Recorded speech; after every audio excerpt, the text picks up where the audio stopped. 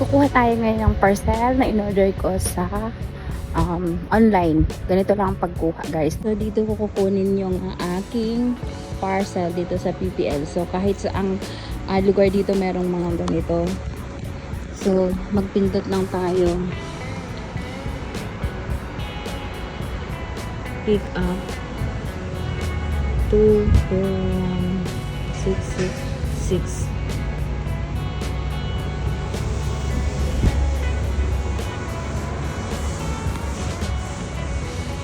Ay, ayun na.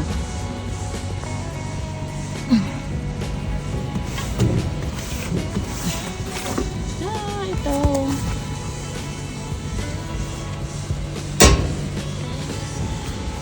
Ganun lang, hindi na kailangan pumunta sa mga convenience store.